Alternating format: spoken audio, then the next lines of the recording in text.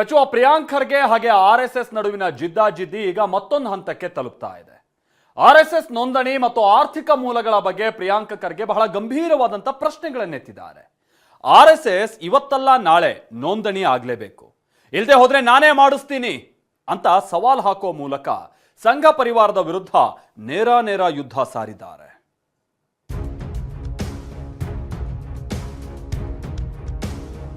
We do not support any political party.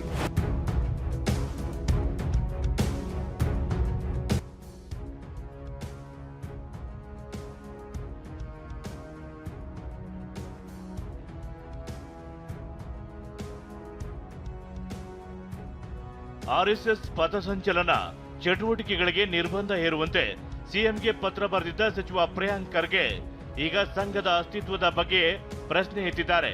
57 ವರ್ಷಗಳ ಕಾಲ ದೇಶದ ಧ್ವಜವನ್ನೇ ಹಾರಿಸಿದವರು ಈಗ ದೇಶ ಪ್ರೇಮದ ಮಾತಾಡ್ತಿದ್ದಾರೆ. ಸಂಘದ ಆರ್ಥಿಕ ಮೂಲ ಯಾವುದು, ಅದಕ್ಕೆ ಟ್ಯಾಕ್ಸ್ ಕಟ್ಟುತ್ತಿದ್ದಾರಾ ಎಂಬ ಪ್ರಶ್ನೆಗಳಿಗೆ ಉತ್ತರ ಸಿಕ್ಕಿಲ್ಲ ಅಂತ ಪ್ರಿಯಾಂಕ್ ಖರ್ಗೆ ಆಕ್ರೋಶ ಹೊರ ಹಾಕಿದ್ದಾರೆ. ಆರ್ಎಸ್ಎಸ್ ದೆವ್ವ ಇದ್ದಂತೆ, ಬಿಜೆಪಿ ದೆವ್ವದ ಕರಿನೆರಳು. ನಾವು ನೆರಳಿನ ಜೊತೆಯಲ್ಲ, ದೆವ್ವದ ಜೊತೆ ಹೋರಾಡಬೇಕು. ರಾಷ್ಟ್ರೀಯ ಸ್ವಯಂ ಸೇವಕ ಸಂಘದ ಬಗ್ಗೆ ಎದ್ದಿರುವ ಪ್ರಶ್ನೆಗಳಿಗೆ ಉತ್ತರ ನೀಡಲೆಂದೇ ಸಂಘದ ಮುಖ್ಯಸ್ಥ ಮೋಹನ್ ಭಾಗವತ್ ಕಳೆದ ನವೆಂಬರ್ನಲ್ಲಿ ಬೆಂಗಳೂರಿಗೆ ಆಗಮಿಸಿದ್ರು. ನಾವು ಯಾವ ರಾಜಕೀಯ ಪಕ್ಷವನ್ನು ಬೆಂಬಲಿಸುತ್ತಿಲ್ಲ, ನಾವು ದೇಣಿಗೆ ತೆಗೆದುಕೊಳ್ಳಲ್ಲ, ಸಂಘದ ಸದಸ್ಯರೇ ಗುರುದಕ್ಷಿಣೆ ಕೊಡ್ತಾರೆ ಅಂತ ಸ್ಪಷ್ಟನೆ ನೀಡಿದ್ರು.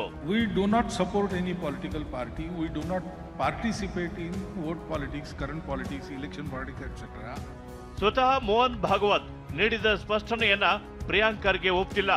ಇವತ್ತು ಬೆಂಗಳೂರಿನ ಗಾಂಧಿ ಭವನದಲ್ಲಿ ನಡೆದ ಸಮಾರಂಭದಲ್ಲಿ ಆರ್ಎಸ್ಎಸ್ ವಿರುದ್ಧ ಕೆಂಡ ಕಾರಿದ ಪ್ರಿಯಾಂಕ್, ಆರ್ಎಸ್ಎಸ್ ದೆವ್ವ ಇದ್ದಂತೆ, ಬಿಜೆಪಿ ದೆವ್ವದ ನೆರಳು, ನಾವು ನೆರಳಿನ ಜೊತೆ ಅಲ್ಲ, ದೆವ್ವದ ಜೊತೆ ಹೋರಾಟ ಮಾಡಬೇಕು ಅಂತ ವಿವಾದಾತ್ಮಕ ಹೇಳಿಕೆ ನೀಡಿದ್ರು. ನಾವು ದೆವ್ವದ ನೆರಳ ಜೊತೆ ಜಗಳ ಆಡ್ತಾ ಇದ್ದೀವಿ. ದೆವ್ವದ ನೆರಳು ಯಾವುದು? ಬಿಜೆಪಿ.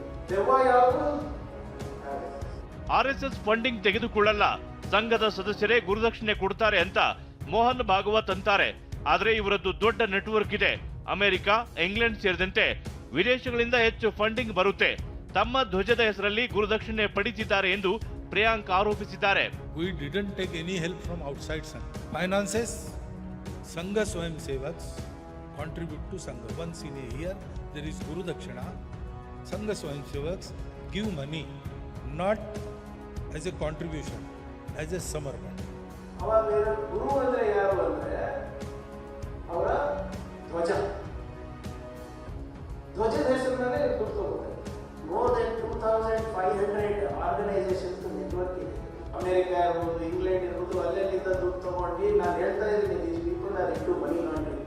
ಅಷ್ಟೇ ಅಲ್ಲ, ಆರ್ಎಸ್ಎಸ್ ನೋಂದಣಿ ಮಾಡುವ ಅಗತ್ಯತೆ ಇಲ್ಲ ಅಂತಾರೆ.